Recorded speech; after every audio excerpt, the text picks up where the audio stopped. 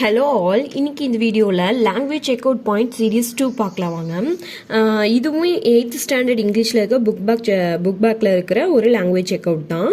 இப்போ ஃபஸ்ட்டு என்ன கொடுத்துருக்காங்கன்னு பார்த்தீங்கன்னா, don't use objective pronoun me, use I as it places role of subject. அதாவது இங்கே என்ன சொல்கிறாங்க அப்படின்னா, அட்ஜெக்டிவ் ப்ரொனவுனான மீங்கிறத சப்ஜெக்டாக பிளேஸ் ஆகும்போது நம்ம அதை யூஸ் பண்ணக்கூடாது, மீங்கிறத யூஸ் பண்ணக்கூடாது, ஐ அப்படிங்கிறது தான் யூஸ் பண்ணும் அப்படின்னு சொல்றாங்க. ஓகேங்களா?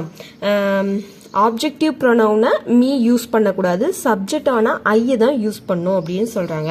இந்த இடத்துல எக்ஸாம்பிள் பாருங்க, Jim and me are going to beach அப்படிங்கிற sentence wrong. Jim and I are going to the beach அப்படிங்கிறது தான் கரெக்ட். ஓகேங்களா? மீ யூஸ் பண்ணக்கூடாது அப்படின்னு சொல்றாங்க. செகண்ட் பார்த்தீங்கன்னா, don't use infinitive to after rather and better. Rather better அப்படிங்கிற word வந்துச்சுன்னா அதுக்கு பக்கத்தில் அதுக்கு அடுத்து டூங்கிற இன்ஃபினிட்டிவை யூஸ் பண்ணக்கூடாது அப்படின்னு சொல்றாங்க. For example, you better to consult doctor அப்படிங்கிற sentence wrong. You better consult a doctor அப்படிங்கிறது தான் கரெக்ட். டூ யூஸ் பண்ணக்கூடாது அப்படின்னு சொல்றாங்க. ஏன்னா பெட்டர் இருக்குல்ல, பெட்டர் ரேதர் வந்துச்சுன்னா நம்ம டூ யூஸ் பண்ணக்கூடாது. அடுத்து பார்த்தீங்கன்னா, as is not used with the verbs like selected, elected, made, appointed, named and called.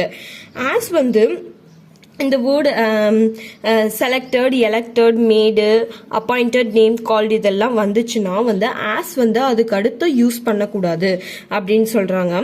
First for example பாருங்க, they selected him as a leader அப்படிங்கிறது wrong sentence. They selected him a leader அப்படிதான் write பண்ணோம். As நம்ம use பண்ணக்கூடாது. ஓகேங்களா? Okay, இந்த video உங்களுக்கு யூஸ்ஃபுல்லாக இருந்திருக்கும்னு நினைக்கிறேன். தேங்க்யூ ஃபார் வாட்சிங்.